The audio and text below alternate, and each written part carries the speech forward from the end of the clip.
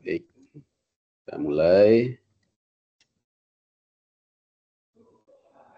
Ini materinya ya. Nah, rekan-rekan, untuk sesi pertama ini saya yang akan menyampaikan materi. Nanti seperti biasa ya, silakan rekan-rekan bertanya ya, dan memang itu akan menentukan nanti nilai partisipasi ya rekan-rekan ya. Pertanyaannya bebas ya, atau selama saya menyampaikan materi rekan-rekan juga bisa bertanya. Nah, ini materi yang saya sampaikan di Magister Ilmu Hukum sebenarnya ya. Tapi rekan-rekan, Magister Ilmu Hukum yang saya ajarkan ini adalah matrikulasinya ya, matrikulasi. Jadi merupakan apa namanya, matrikulasi itu seperti pengulangan lah gitu ya, pengulangan ataupun penyegaran ya, penyegaran materi hukum dagang yang saya sampaikan di Magister Ilmu Hukum ya, kurang lebih sama nanti dengan silabus kita ya. Nah, ini riwayat hidup saya, rekan-rekan bisa apa namanya, terhubung ya dengan publikasi saya. Di sini ada YouTube ya, kemudian ada ResearchGate dan juga ada Sinta ya, Sinta dan Google Scholar. Kan bisa apa namanya, terhubung ya. Saya jadi di Kementerian Keuangan rekan-rekan sebagai pejabat fungsional ahli muda, kemudian juga dosen di Sekolah Tinggi Ilmu Hukum IBLAM dan juga pernah menjadi kaprodi ya. Juga sebagai dosen LB ya di Unpad ini untuk mata kuliah hukum bisnis, juga mata kuliah kepabeanan ya. Kemarin kepabeanan sudah Zahra dan teman-teman ya, nilainya juga saya lihat bagus-bagus ya, dan juga cukup aktif partisipasinya ya. Nanti rekan-rekan juga pertahankan ya, seperti itu. Ini pendidikan formal dari STAN ya, dulu tahun 2001. Waktu itu ada diploma 3 ya, diploma 3. Sekarang STAN sudah diploma 4 semua ya. Jadi dulu masuk masih D3, kemudian berdinas di Kementerian Keuangan, di Direktorat Jenderal Bea dan Cukai, tapi saya kemudian melanjutkan di ilmu hukum ya, melanjutkan di sarjana hukum tuh, sampai S3 ya, S1, S2 dan S3. Nah, ini memang agak terlambat saya melanjutkan pendidikannya ya rekan-rekan ya. Karena ya dulu ada kesibukan lah. Dulu langsung menikah dulu. Jadi habis tamat STAN ya, langsung menikah, punya anak ya. Jadi memang untuk lanjut kuliah lagi agak apa namanya, agak terhalang ya. Tapi kemudian di 10 tahun kemudian saya lanjut kuliah S1, S2 langsung S3 ya, dalam tempo 10 tahun. Selesai S1, S2, S3, dan itu ambil di bidang hukum, rekan-rekan ya. Nah, akuntansi sendiri baru saya selesaikan di tahun 2022 kemarin. Ya, saya baru ambil lagi akuntansi. Jadi belum tercantum di sini ya. Jadi saya baru menyelesaikan akuntansi di tahun 2024 ya, tahun kemarin rekan-rekan ya. 2024 saya ambil S1 akuntansi ya. Kemudian ini berbagai sertifikasi keahlian. Nanti rekan-rekan juga jangan berhenti ya di pendidikan formal, tentunya juga silahkan melengkapi dirinya dengan berbagai sertifikasi di bidang yang relevan gitu ya. Seperti saya di bidang pajak tentunya, kemudian di bidang audit, dan juga di bidang hukum ya. Nah, untuk memulai perkuliahan ini ya, sebagai ilmu ya, sebagai ilmu ya, hukum itu memiliki berbagai macam definisi pengertian ya rekan-rekan ya. Jadi sifatnya sangat luas kalau kita bicara hukum ya. Ini ada berbagai teori-teori, berbagai pendapat-pendapat yang disampaikan oleh para ahli, dan ini sifatnya sangat luas. Mungkin kalau rekan-rekan yang baru mengenal hukum ya, hanya memahami hukum itu peraturan, ya enggak? Hanya memahami peraturan, hukum itu hanyalah peraturan. Dan memang berbagai definisi juga sepertinya mengarah ke sana, seperti ini ya, dari Profesor Van Kan mengatakan peraturan yang bersifat memaksa. Kemudian dari siapa nih? Levens ya Bergen juga mengatakan pengatur perbuatan manusia. Nah, tapi kalau kita simak lebih jauh ya kan dari pengertian hukum ini, ya sebenarnya sangat luas. Tidak hanya peraturan tertulis yang ingin saya sampaikan itu ya, juga peraturan yang tidak tertulis ya, hukum yang tidak tertulis. Mungkin di definisi berikutnya ya. Jadi segala hal yang bersifat perintah dan larangan yang mengatur tata tertib manusia. Dan itulah yang akan kita bahas di dalam hukum bisnis ini selama 14 pertemuan, ya rekan-rekan ya. Mengapa dimasukkan ke dalam hukum bisnis, karena dia nanti terkait dengan etika profesi ya, karena kan sebagai calon-calon ahli akuntan ya perpajakan perlu memahami etika profesi terutama dari sisi hukumnya ya, karena hukum ini fungsinya tadi ya untuk mengatur ya tata tertib masyarakat ya agar menaati perintah dan larangan, dan tentunya ya tercapainya masyarakat yang teratur ya. Ini unsur-unsurnya. Ada aturan, ada badan-badan resmi yang berwajib, bersifat memaksa, dan sanksinya tegas. Nah, ini rekan-rekan, mengapa tadi saya katakan hukum itu luas, tidak hanya undang-undang saja. Kalau seorang mahasiswa hukum, ya dia akan memaknai hukum itu sangat luas, ya, tidak hanya undang-undang. Bahkan di dalamnya ada kebiasaan, kita lihat di sini ya. Ada kebiasaan, ada jurisprudens ya. Bentar ya teman-teman ya. Ini nggak bisa di pen ya. Mau coret-coret nggak bisa di sini ya. Oke, nggak bisa ya, nggak apa-apa deh. Ada jurisprudensi ya. Nah, ini kan harus bisa pakai ya untuk menjadi seorang yang bisa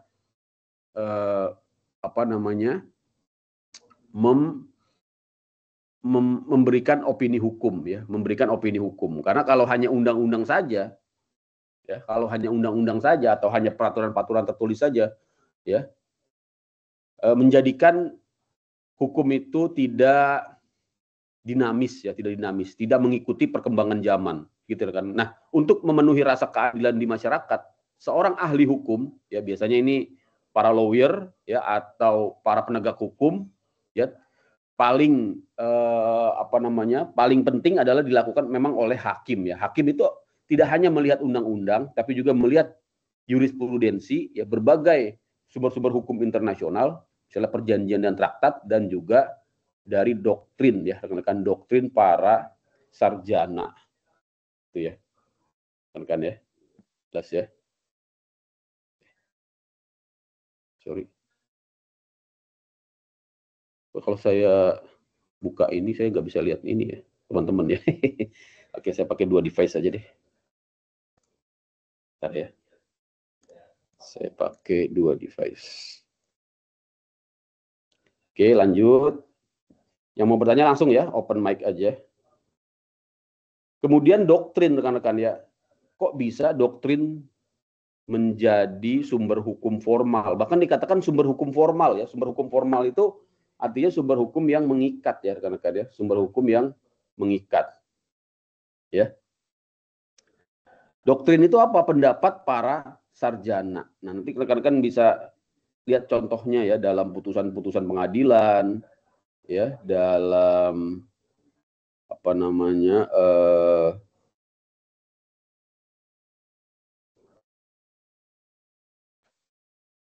berbagai pendapat-pendapat hukum ya, banyak menggunakan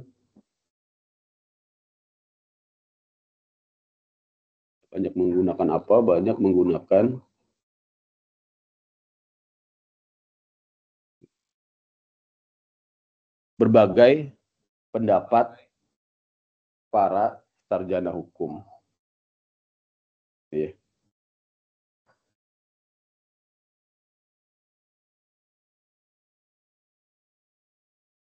Jelas ya.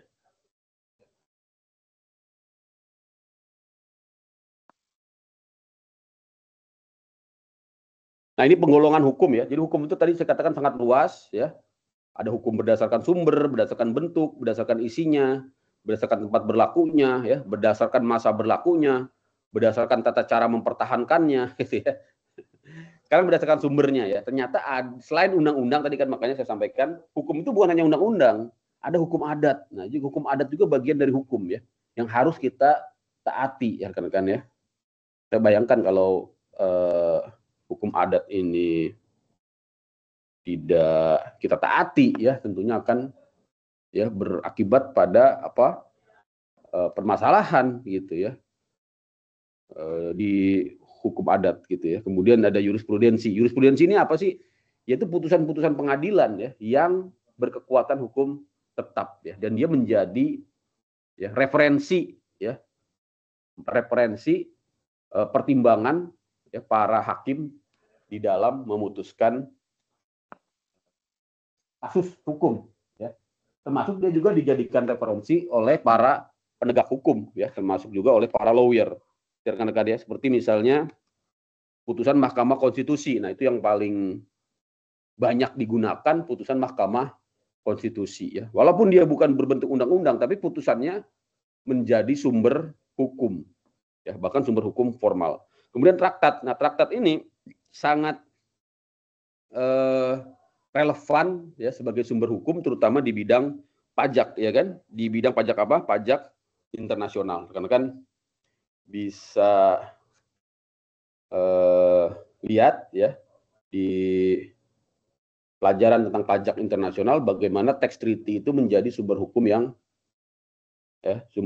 apa yang utama ya kan ya.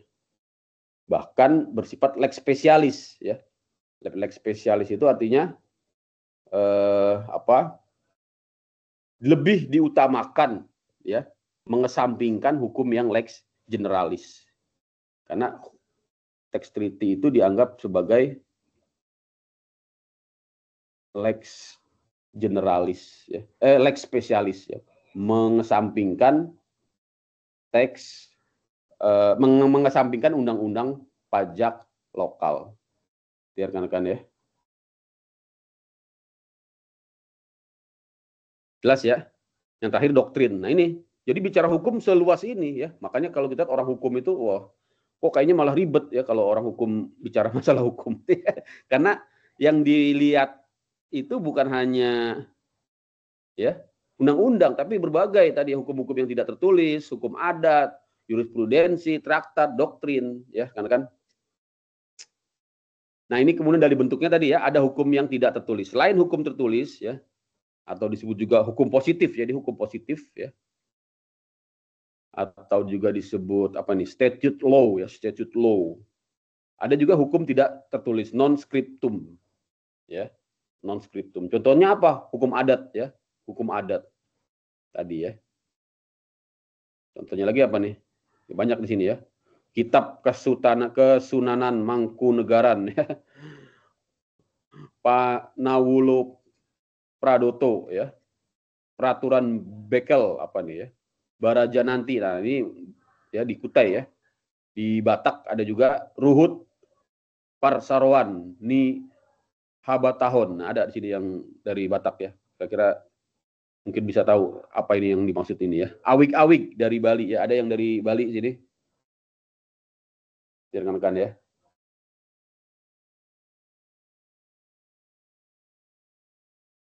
Oke.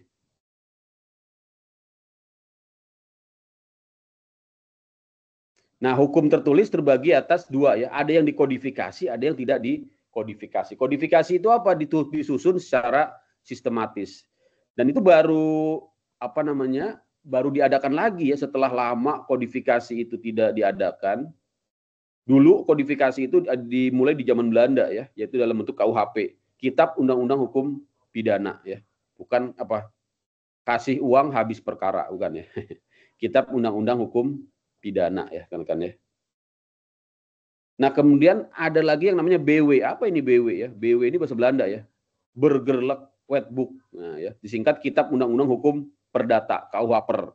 Dari produk-produk peninggalan Belanda tapi masih dipakai. Nah, untuk KUHP ya kan, kita di tahun 2026 tahun depan insya Allah sudah memiliki produk KUHP nasional ya.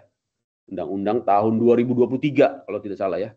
Dia diundangkan tahun 2023, nomornya saya lupa, nomor 1 kalau tidak salah. Nomor 1 tahun 2023, tapi baru berlaku di tahun 2026 ya, KUHP baru. Nanti banyak ya pasal-pasal yang sebelumnya peristiwa-peristiwa pidana baru ya kan ya. Kemudian BW ya. BW ini tadi apa? Bergerlek wetbook, artinya kitab undang-undang hukum perdata. Termasuk hukum bisnis ya. Hukum bisnis sendiri masuk ke dalam hukum dagang.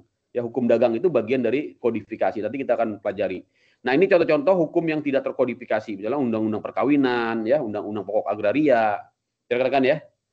Nah, sekarang sudah diberlakukan kodifikasi baru, misalnya undang-undang cipta kerja ya. Itu saya pikir seperti sebuah kodifikasi ya, walaupun tidak mirip ya. Atau undang-undang himpunan peraturan perpajakan ya. Nah, bedanya apa sih? Kalau kodifikasi itu kan memang dia merangkum menyusun secara sistematis ya menjadi satu kitab. Kalau tadi yang saya sebutkan terakhir itu undang-undang cipta kerja ataupun undang-undang harmonisasi peraturan perpajakan, dia memang lebih kepada istilahnya omnibus law ya, omnibus law. Jadi merevisi ya beberapa peraturan perundang-undangan dalam satu kali revisi. Ya, tidak dapat dikatakan kodifikasi sebenarnya. Tapi itu hal yang baru di bidang hukum yang disebut dengan omnibus law ya, karena kan harus paham itu karena profesi akuntan perpajakan juga selalu bersentuhan dengan hukum. Itu ya rekan-rekan ya.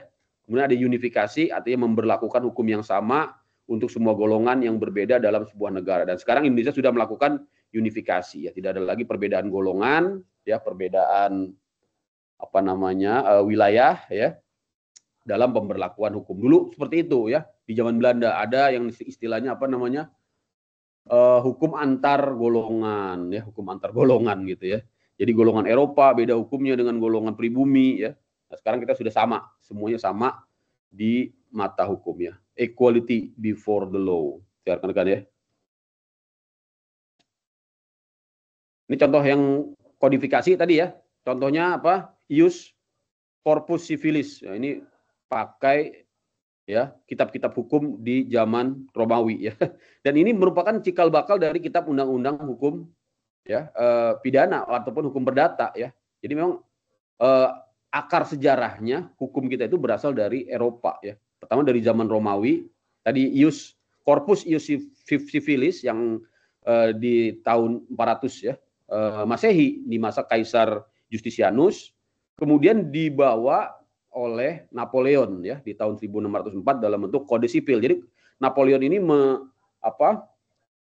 mengambil bukan hanya mengambil tapi juga membangkitkan ya melestarikan lah gitu ya, mengambil, melestarikan, menerapkan lagi hukum-hukum Kaisar Justinianus di masa Romawi dalam bentuk kode sipil. Nah, kemudian Perancis kita tahu di masa Renaissance ya dan masa revolusi Perancis dia menguasai Eropa. Termasuk di dalamnya juga menguasai Belanda, ya kan? Nanti rekan-rekan silakan yang mau bertanya langsung aja ya. Kita gunakan kesempatan ini untuk belajar hukum. Ini dari aspek sejarahnya ya. Seperti itu memang. Nah, kode sipil ini tidak lain adalah BW ya. BW itu Bergerlek Wetbook. Rekan-rekan bisa download di internet ya, ada sekitar 1.900 pasal. Dan itu juga bagian dari hukum perdata Indonesia. Kemudian dibawa ke Indonesia menjadi kitab undang-undang hukum perdata. Termasuk kitab undang-undang hukum dagang ya. Nanti kita akan bahas yang disebut Wetbook van Koophandel. Nah, ini makanya ya belajar hukum ya gitu, mau nggak mau kita harus mempelajari sejarah hukum ya sejak zaman Belanda ya rekan-rekan ya. Dan juga tadi yang saya sebutkan kitab undang-undang hukum acara pidana. Nah, ini juga bagian dari kodifikasi ya. Ini diterbitkan di dalam hukum Indonesia ya, yaitu Undang-Undang tahun 1981. Rekan-rekan ya. Nah, kemudian pembagian hukum adalah ada hukum privat dan hukum publik. Nah, kita fokus di hukum privat ya rekan-rekan. Kenapa di hukum privat? Karena kita belajar hukum dagang atau hukum bisnis. Namun demikian ya, walaupun kita belajar hukum dagang, sesungguhnya hukum bisnis ini juga di dalamnya ya beririsan dengan hukum publik. Mengapa demikian? Karena bicara hukum bisnis Ya, kita belajar hukum bisnis ya. Tidak hanya aspek perdatanya saja, tidak hanya aspek privatnya, tapi juga di situ ada aspek hukum publik, terutama terkait dengan ya ketentuan-ketentuan administrasi, ketentuan-ketentuan pidana yang diatur ya di dalam hukum bisnis. Nanti kita akan lihat, misalnya hukum perlindungan konsumen, banyak sekali ya, hukum hak atas kekayaan intelektual yang sekarang sedang sedang viral, sedang ramai ya, bagaimana ya kafe-kafe, restoran-restoran ketakutan menyetel ya musik ya karena ditagih ya bahkan dipidanakan ya terkait dengan dengan ketentuan harus membayar royalti. Nah, itu bagian dari hukum bisnis sebenarnya, tapi dia bernuansa hukum publik karena di situ ada ketentuan-ketentuan pidana.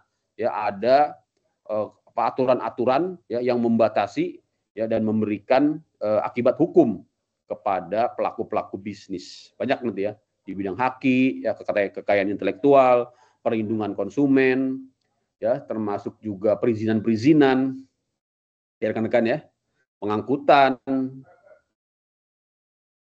Nah, jadi walaupun tadi hukum bisnis itu memang masuk ke dalam ranah hukum privat, tapi sesungguhnya tadi ya beririsan ya atau juga mengandung materi-materi hukum publik terkait dengan ketentuan administrasi ya dan ketentuan pidana. Ini bisa dipahami nggak ketentuan administrasi itu maksudnya apa? Ketentuan administrasi. Contohnya apa ketentuan administrasi? Administrasi itu maksudnya hukum administrasi negara ya. Hukum administrasi negara. Misalnya harus wajib melakukan pendaftaran ya.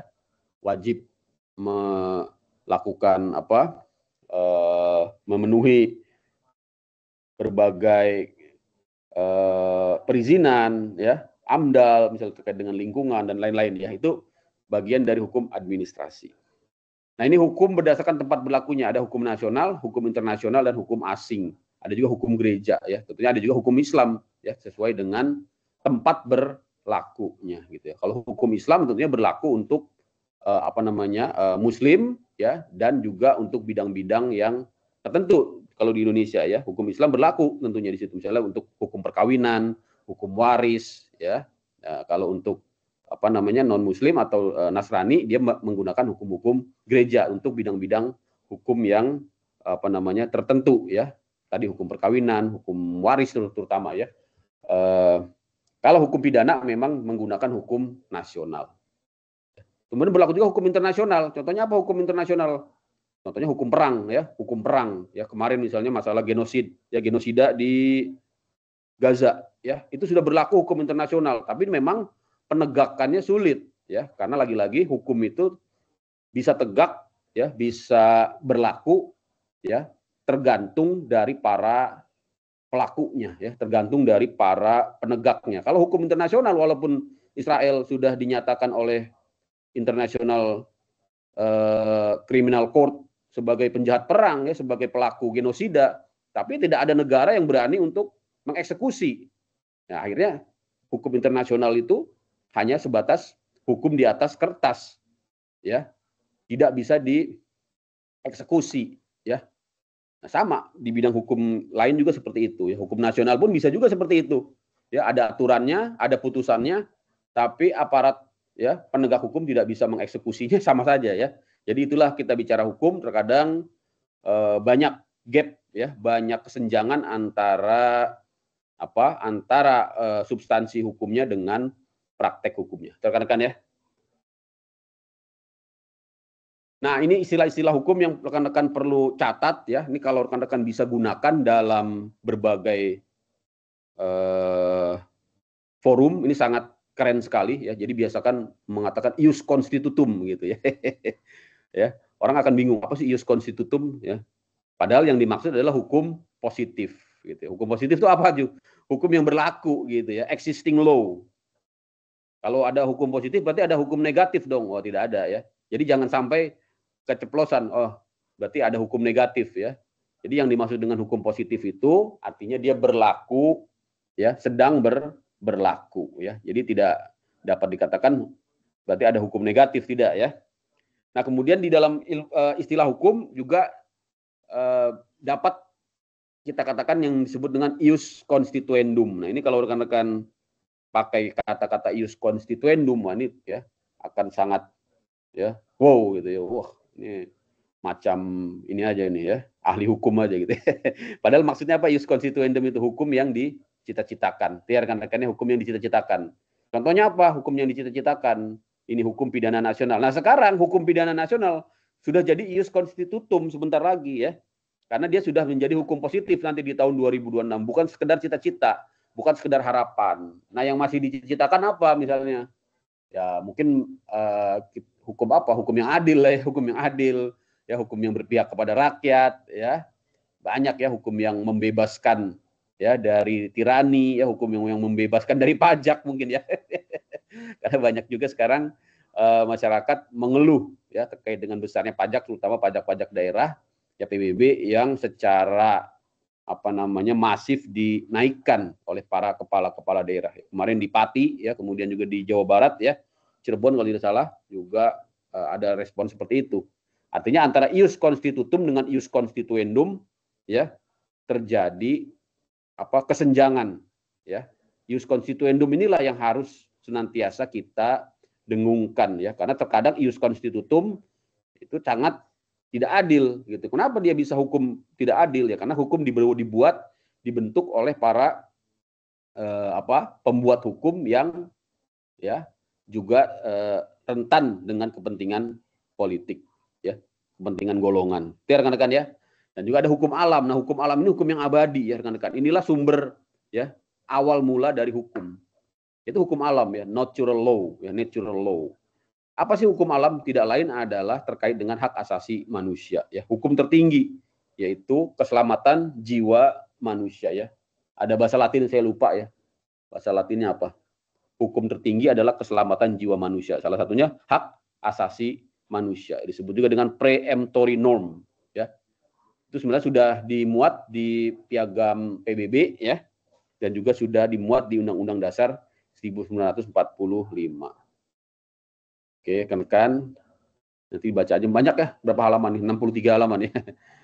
Nanti rekan-rekan seperti saya, besok kalau mau presentasi saya kira jangan terlalu lama ya, karena kan nanti ada sesi tanya jawab ya. Tapi kalau mungkin sekitar ya maksimal 30 menit aja ya. Nanti kita perbanyak tanya jawab dan diskusi ya, rekan-rekan. Seperti biasa itu akan menjadi nilai partisipasi ya. Tapi saya nanti akan hati-hati karena takut ketuker karena ada nama-nama yang sama kemarin. Oke, ini cara mempertahankan. Jadi ada hukum material, ada hukum formil ya rekan-rekan ya. Ada hukum material, ada hukum formil ya. Yang perlu dipahami, hukum formil itu adalah hukum acara. Hukum formil apa? Hukum acara ya.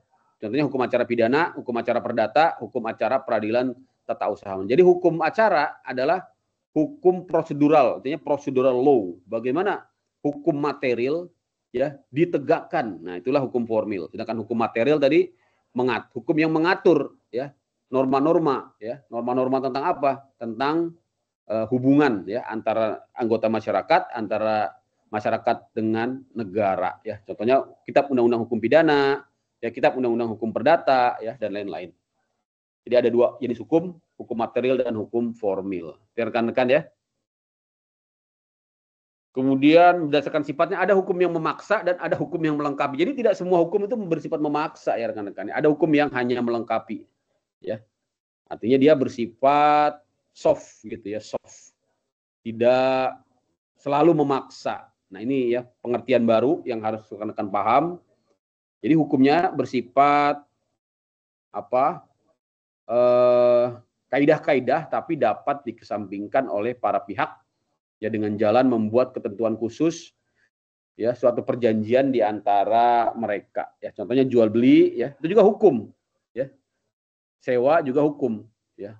Tapi memang tidak memaksa. Mengapa tidak memaksa? Karena para pihak nanti bisa ya istilahnya itu one prestasi ya, one prestasi. Kapan terjadinya hukum yang memaksa? Ketika one prestasi ini dinyatakan bersalah oleh putusan pengadilan sehingga dilakukan eksekusi. Nah, ini banyak istilah hukum ya. Eksekusi itu apa? Eksekusi itu nanti pihak pengadilan ya melalui jurusita melakukan tindakan misalnya menyita harta dari pihak yang kalah dalam gugatan di pengadilan. Itu ya rekan-rekan ya. Baru di situ berlaku sifat memaksanya. Tapi pada dasarnya untuk perjanjian jual beli sewa itu tidak bersifat memaksa. Artinya harus ada kesepakatan ya. Harus ada kesepakatan. Nanti yang bisa melakukan pemaksaan adalah negara. Nah, makanya salah kalau kemudian pihak swasta ataupun pihak individu melakukan pemaksaan. Ini hati-hati ya. Kita sekarang sudah belajar hukum.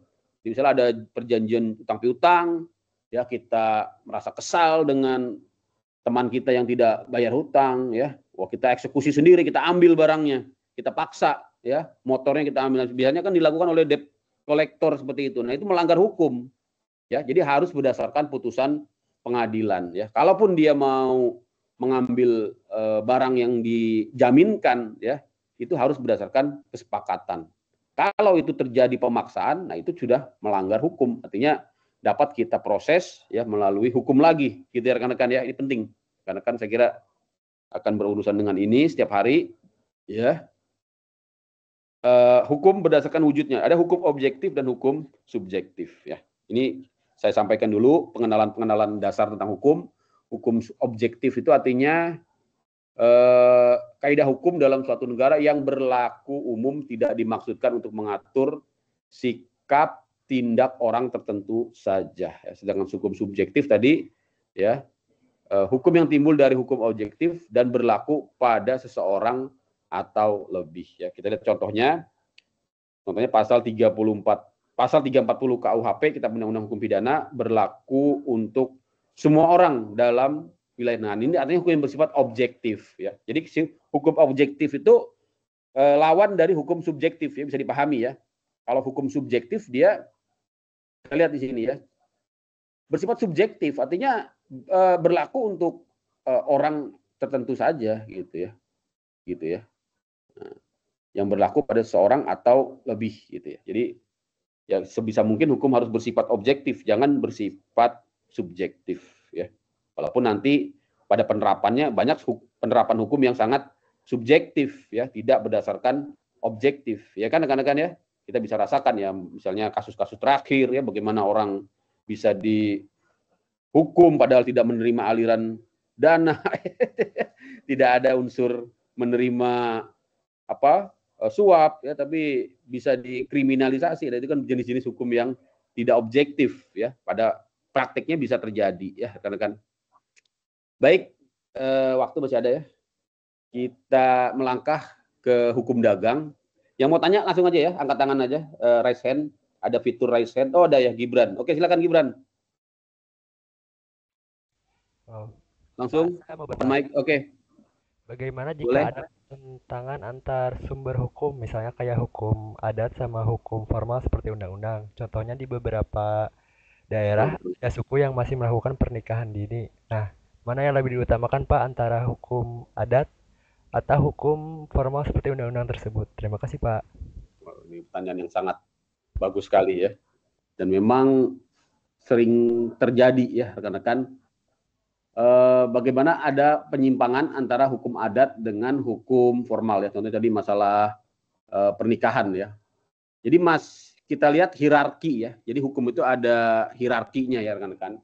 Hukum itu ada hierarkinya. Yang paling tinggi adalah Pancasila dan Undang-Undang Dasar gitu ya. Nah, hukum adat sendiri ya dengan undang-undang ya dia bisa menjadi hukum yang bersifat. Jadi cara kita menentukan ya mencari solusi atas hukum yang saling bertentangan itu dengan menggunakan asas preferensi hukum ya. Nanti mungkin ada nanti di slide ini. Ya, ini dicatat ya. Asas preferensi hukum. Apa tuh asas preferensi hukum? Yaitu bagaimana memilih ya, memilih hukum yang saling bertentangan. Yang pertama asas lex specialis ya.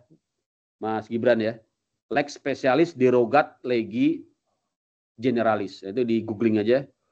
Hukum yang lebih khusus akan menyampingkan, menganulir ya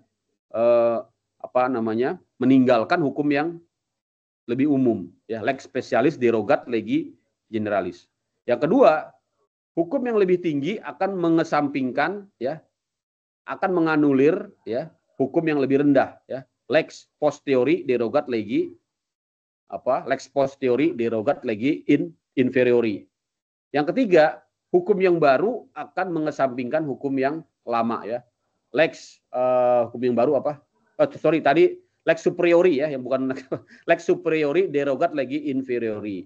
Hukum yang baru lex posteriori derogat legi a priori, ya. Hukum yang baru akan mengesampingkan hukum yang lama. Nah, kita lihat kedudukan hukum adat. Dan menurut hemat saya, hukum adat ini bersifat lex spesialis, ya kan, daripada hukum nasional, ya, karena dia berlaku khusus, ya, lex spesialis khusus di suatu daerah, diakui, ya, sebagai hukum adat tentunya, ya, berdasarkan para suku-suku kepala suku di situ, ya, misalnya masalah perkawinan, ya.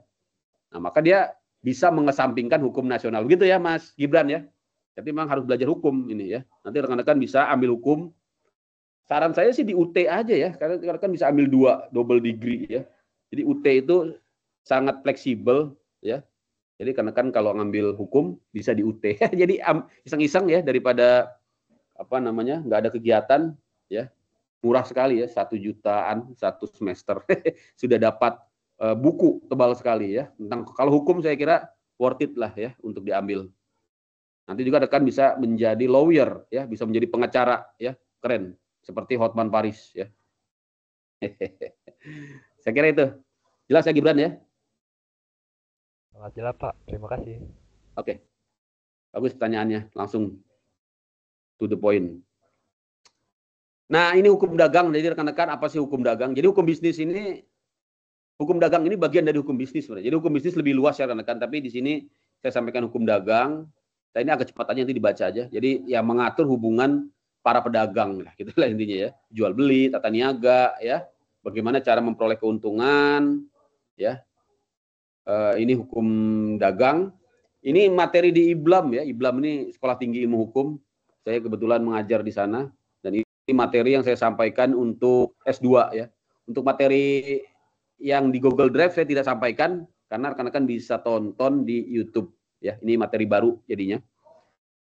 Ini hukum dagang tadi, ya. Hukum dagang itu, ya, masuk dalam kategori hukum perdata, ya, rekan-rekan, ya.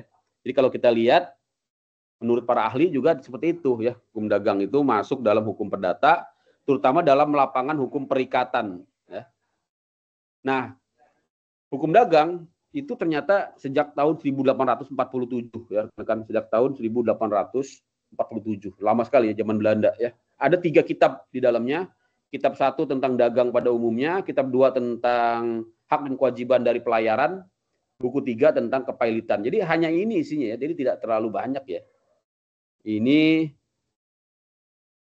ada 3 kitab, tapi yang dipakai 2 kitab, ya. Karena kepailitan sudah dicabut dengan undang-undang kepailitan. Nah, ini menggunakan asas lex posteriori derogat legi a priori, ya. Hukum yang baru akan mencabut, akan menganulir hukum yang lama, ya. Hubungan hukum dagang dengan hukum perdata. Nah, ini, ya, sama seperti hukum adat dengan hukum perkawinan nasional, maka hukum dagang ini adalah hukum yang bersifat khusus, lex spesialis, daripada hukum perdata yang bersifat lex generalis. Jelas, ya? Ini lex spesialis derogat lex generalis. Hukum khusus menghapus hukum yang umum, ya. Jadi kita lihat di sini bagannya seperti ini. Ini hukum perdata yang sangat luas. Di dalamnya ada hukum dagang. Tapi hukum bisnis lebih luas lagi, tuh, kan, ya. Ini hukum bisnis lebih luas lagi. Hukum bisnis di sini, ya. Lingkarannya lebih luas karena di dalamnya ada juga hukum-hukum pidana. Di dalam hukum bisnis ada hukum pidana. Misalnya hukum pidana atas pelanggaran konsumen, ya. Hukum perlindungan konsumen, ya. Misalnya di situ ada penipuan, ya, iklan-iklan palsu, ya, itu banyak terjadi, ya.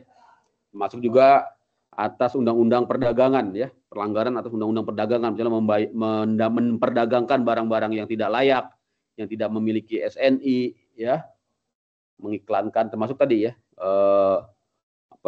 mengedarkan, ya, barang-barang yang tidak berizin, itu juga bagian dari hukum bisnis, ya.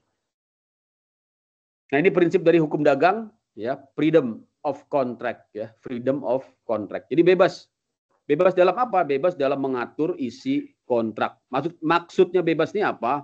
Maksudnya bebas memilih kontrak, memilih jenis kontrak, bebas juga memilih forum penyelesaian sengketa. Ya, jadi dicantumkan di kontrak dagang. Kita mau di mana kalau sengketa ya? Mau di Indonesia atau mau di Amerika, mau di Singapura boleh ya, pakai hukum di sana. Ya, mau pakai pengadilan atau di luar pengadilan boleh ya. Kemudian, nah ini tidak boleh bertentangan dengan undang-undang. Ini tidak hanya undang-undang, tapi juga kepentingan umum, kesusilaan, kesopanan, dan persyaratan lainnya. Ini disebut dengan sebab yang halal. Jadi bahasa kitab undang-undang hukum perdata begitu ya. Sebab yang halal. Artinya dalam melakukan kontrak perdagangan ya harus dilihat juga, walaupun bebas, ya bebas itu bukan maksudnya bebas sebebas-bebasnya, tapi tadi bebas memilih jenis kontrak, ya bebas menentukan penyelesaian sengketa dan bebas memilih hukum, ya. Tapi kalau sudah memilih hukum, ya tentunya harus dihormati, ya harus ditaati adanya undang-undang, kepentingan umum, kesusilaan, kesopanan. Ya tidak boleh misalnya kontrak yang bertentangan dengan undang-undang, ya kontrak pengadaan narkoba gitu, ya nggak boleh ya. Ya kontrak pengadaan narkoba pasti ditangkap, ya karena melanggar hukum, ya melanggar kesusilaan, misalnya kontrak apa ya jual beli apa ya yang tidak sesuai dengan kesusilaan kesopanan ini nggak boleh ya. Nah, kalau ini sudah terpenuhi, maka ya hukum dagang itu perjanjian perdagangan, perjanjian jual beli dia menjadi mengikat ya karena berdasarkan pada kesepakatan Pacta Sunt Servanda. Apa nih Pacta Sunt Servanda? Ya, ini prinsip yang bersifat universal, berlaku di semua negara, artinya perjanjian ya adalah mengikat ya. Kemudian prinsip dasar penyelesaian sengketa. Ini penyelesaian sengketa. Jadi kalau ada hubungan dagang terjadi sengketa ya maka harus diselesaikan menurut kesepakatan ya, kesepakatan para pihak. Nanti disepakati apakah diselesaikan secara peradilan artinya melalui gugatan di pengadilan atau diselesaikan di luar pengadilan dengan menggunakan alternatif dispute resolution ya. Ada prinsipal free choice of means rekan-rekan ya. Kemudian prinsip bebas memilih hukum, prinsip itikat baik ya, ini juga penting ya. Itikat baik ini dalam memilih penyelesaian sengketa, dan yang terakhir exhaustion of local remedy. Artinya ini merupakan hukum kebiasaan ya, di mana para pihak yang mengajukan sengketa ke pengadilan internasional harus menempuh dulu pengadilan nasional. Nah itu ya, jadi dapat menggunakan mekanisme pengadilan internasional ya, misalnya arbitrase internasional ya. Kita punya misalnya BANI ya, Badan Arbitrase Nasional Indonesia, kemudian ada arbitrase di Singapura ya, di Hong Kong, ada juga internasional Chamber of Commerce ya, Kamar Dagang internasional. Itu bisa digunakan sebagai sarana penyelesaian sengketa, termasuk World Trade Organization ya, misalnya sengketa antar negara ya bisa diselesaikan di World Trade Organization ya. Tapi di sini diusahakan terlebih dahulu diselesaikan secara internal di suatu negara sebelum menempuh ya pengadilan internasional. Itu ya rekan-rekan ya. Ini sejarahnya tadi sudah saya bahas sekilas, intinya dari mulai zaman ya Eropa di abad pertengahan ya, di zaman Romawi tadi sudah sampaikan, kemudian di zaman Revolusi Prancis ya, yaitu masa Raja Louis XIV di tahun 1600-an, kemudian masuk di zamannya Napoleon Bonaparte ya. Ini ya Napoleon, kemudian dibawa ke Belanda karena Prancis menduduki Eropa termasuk Belanda ya. Prancis sendiri sebenarnya mendapatkannya dari Jerman ya rekan-rekan. Jadi kalau rekan-rekan pelajari sejarah Eropa, jadi Jerman itu pernah menduduki Prancis ya kan. Kemudian membawa tadi ya kode sipil ke Belanda ya. Jadi memang seperti itu. Nah, Belanda membawa ke Indonesia ya, menjadi sumber hukum dari hukum dagang Indonesia. Nah, ini ya sumber hukum yang sangat lama. Nah, yang terkini rekan-rekan, ini sejarah yang lama ya.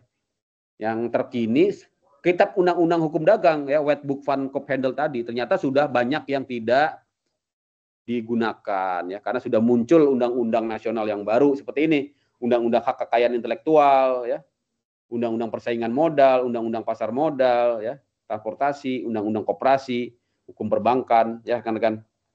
Nah, ini ada 13 undang-undang di bidang hukum dagang ya, bayangkan sangat luas sekali. Ada 13 mulai dari hukum perusahaan ya, hukum pasar modal, hukum perbankan, hukum surat berharga ya, tentang asuransi, tentang pelayaran, tentang ekspedisi muatan kapal laut, ya, angkutan perairan, kepailitan, sampai terakhir tentang perdagangan berjangka komoditi. Nah, ini saya sudah inventarisasi rekan-rekan berbagai kaitan antara hukum dagang, kitab undang-undang hukum dagang dengan aturan terkini. Ya, saya sudah rekan-rekan bisa gunakan ini untuk melihat ya inventarisasi hukumnya seperti apa. Misalnya di buku 1 hukum dagang ya, tentang firma dan persekutuan komanditer itu memang masih berlaku ya, karena belum ada undang-undang tentang persekutuan perdata, undang-undang tentang firma, undang-undang tentang CV ya, atau persekutuan komanditer belum ada. Jadi masih digunakan ketentuan di KUHD ya, Kitab Undang-Undang Hukum Dagang. Begitu juga untuk bab 2 ya, untuk buku 1 bab 3 bagian 2 tentang perseroan ini ya. Nah, dia sudah dihapus atau sudah digantikan dengan Undang-Undang Perseroan Terbatas. Jadi tidak lagi digunakan KUHD. Ya, diatur tersendiri dan dikeluarkan dari KUHD. Itu ya rekan-rekan ya. Juga tentang koperasi, yayasan, BUMD, BUMN, UMKM ini juga diatur sendiri, tidak diatur di KUHD. Ya. Terkait dengan urusan perusahaan, kewajiban pendaftaran juga diatur sendiri ya, di KUHD ada, tapi sudah ada undang-undang yang melengkapi. Jadi ini saling melengkapi ya rekan-rekan, antara KUHD dengan Undang-Undang 3 tahun 82 saling melengkapi. Begitu juga tentang Undang-Undang Dokumen Perusahaan saling melengkapi ya. Untuk Undang-Undang Pasar Modal juga saling melengkapi di sini ya. Karena di KUHD ada, tapi lebih lengkap lagi, lebih detail dan lebih relevan yang ada di Undang-Undang Pasar Modal. Jelas ya rekan-rekan. Terakhir tentang komoditi berjangka. Oke, ini masih banyak tentang kasir ya. Jadi untuk perbankan, jadi KUHD disebut kasir ya. Karena dia waktu itu di Belanda, di zaman Belanda belum ada bank ya. Jadi kasir ya. Diatur tentang kasir. Padahal sekarang ya yang dimaksud dengan kasir itu adalah undang-undang perbankan, undang-undang Bank Indonesia ataupun undang-undang perbankan yang jauh lebih lengkap. Asuransi juga ada di KUHD dan dilengkapi dengan undang-undang perasuransian, yaitu Undang-Undang Nomor 2 tahun 92 ya, termasuk asuransi kebakaran ya, pertanggungjawaban hasil pertanian. Nah, untuk pertanggungjawaban hasil pertanian ternyata juga diatur di KUHPER. Jadi memang agak rumit ya cara mencari hukumnya ya, harus tersebar di KUHPER, tersebar juga di KUHD dan juga di berbagai undang-undang yang relevan. Ya rekan-rekan ya, ini saya percepat aja. Udah jam 5 ya, belum. Ntar lagi jam 5, kita sampai jam 5 aja ya. Nanti saya kasih soal kuis seperti biasa ya. Oke. Tadi yang nanya Gibran ya, partisipasi baru Gibran ini. Oke, ini hukum persaingan usaha juga sudah diatur tersendiri ya. Di KUHD tidak diatur, tapi diatur tersendiri di Undang-Undang Larangan Monopoli. Nanti rekan-rekan ada satu materi tentang ini ya. Silakan nanti yang presentasi siapa ya. Haki juga diatur tersendiri. Oke, saya kira itu rekan-rekan. Subjek dan objek hukum ini nanti baca aja. Ya, subjek itu artinya ada 2 ya, yaitu manusia dan badan hukum ya. Manusia itu disebut naturlijk person ya, naturlijk person. Badan hukum rechtspersoon. Apa sih badan hukum? Ya, contohnya PT ya. Yayasan ya. Jadi badan hukum itu ya merupakan subjek hukum yang mulai dari yang memiliki kewenangan gitu ya, hak dan kewajiban. Kalau manusia dia dapat bertindak hukum atau cakap ya, istilahnya cakap hukum ya, apabila dia sudah dewasa, sehat jiwa ya, dan tidak berada dalam pengampuan atau kurator ya. Nah, dewasa ini macam-macam, tadi pertanyaannya Gibran relate di sini. Jadi memang di sini ada tergantung ya dari apa namanya bidang hukum apa. Kalau di bidang hukum perdata, artinya terkait dengan jual beli, terkait dengan perikatan, maka laki-laki di umur 18 tahun sudah dianggap dewasa. Ya. Tapi kalau mau kawin, tunggu ya umur 19. Nah, ya. Ini karena kan udah bisa nih yang umur 19-nya. Sesuai hukum perdata, sesuai hukum perkawinan sudah boleh kawin. Ya. Sudah boleh menikah, sorry ya, menikah ya, menikah dulu baru kawin. Kan ya. Kemudian untuk wanita umur 16 ya. Undang-undang perkawinan gitu ya. Untuk KUHP ya, hukum pidana artinya umur 16 ya.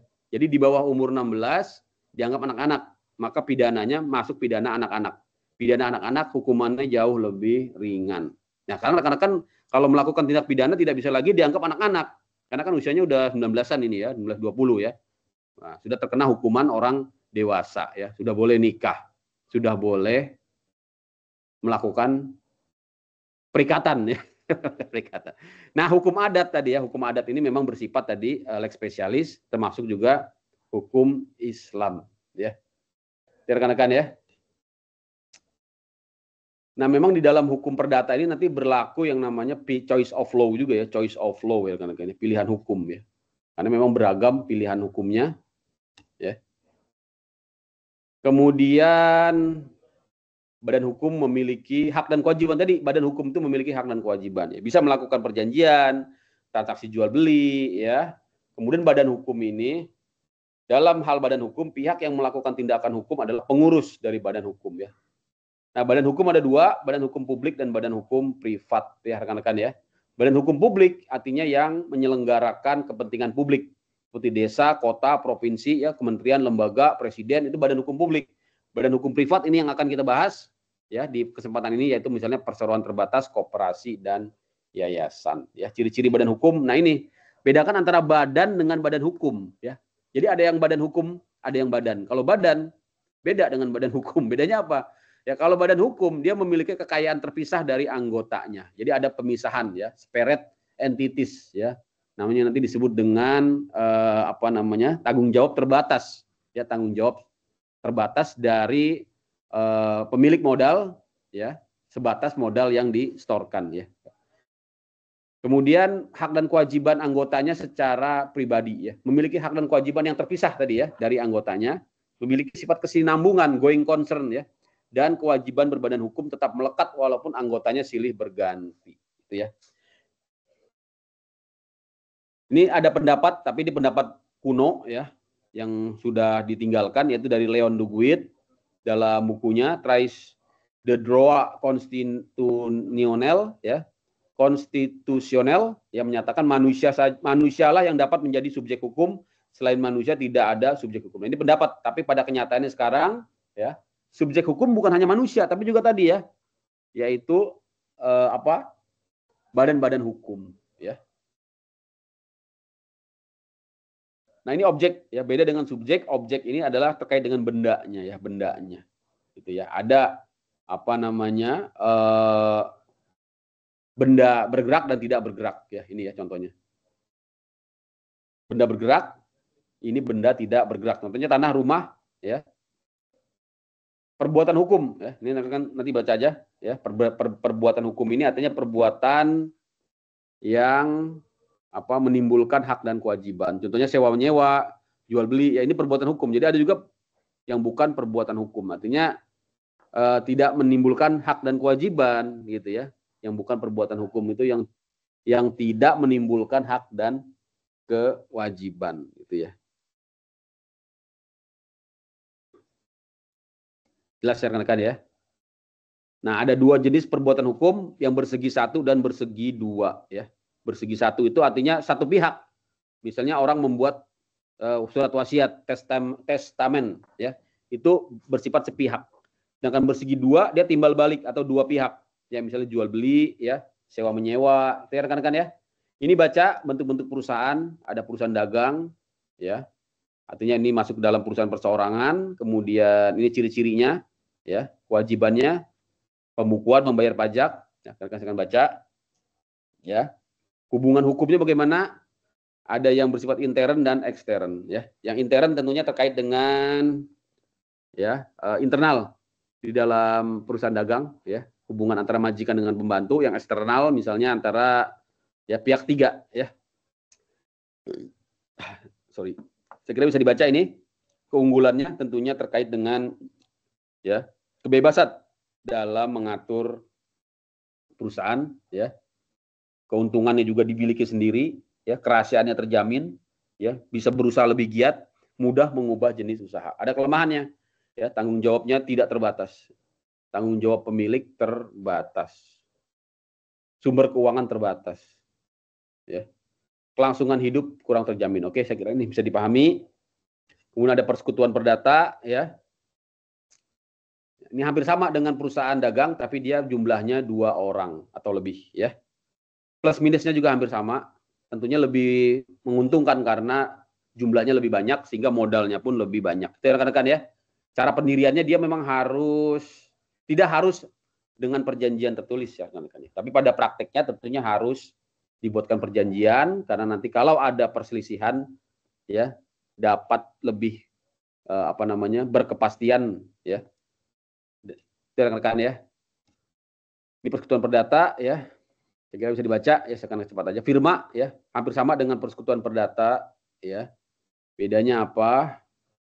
Ya, di sini didirikan dengan akta pendirian ya. Dan di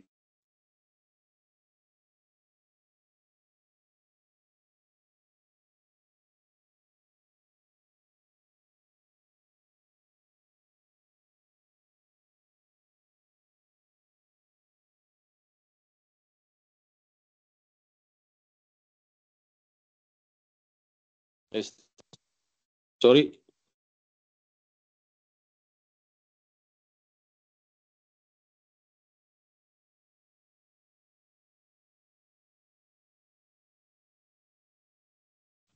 Tes. Oke, rekan-rekan, ini ada trouble di MacBook saya, tiba-tiba dia mati. Mungkin saya salah pakai charger tadi. Tes. Oke.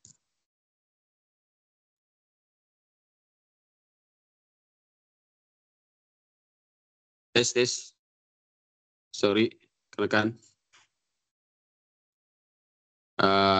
Tadi mati itu laptop saya.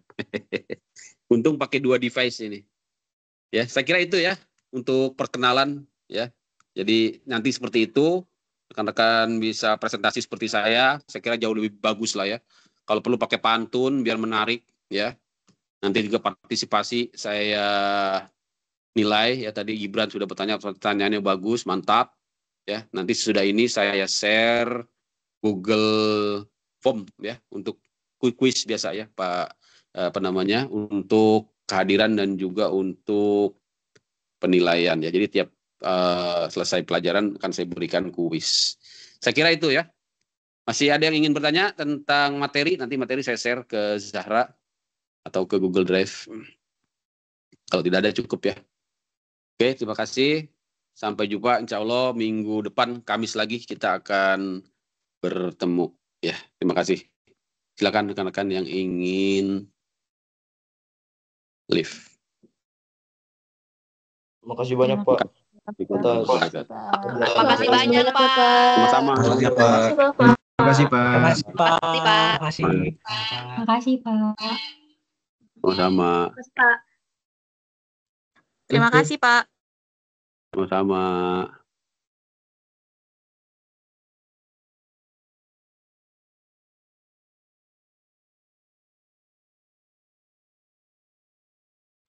Terima kasih Pak.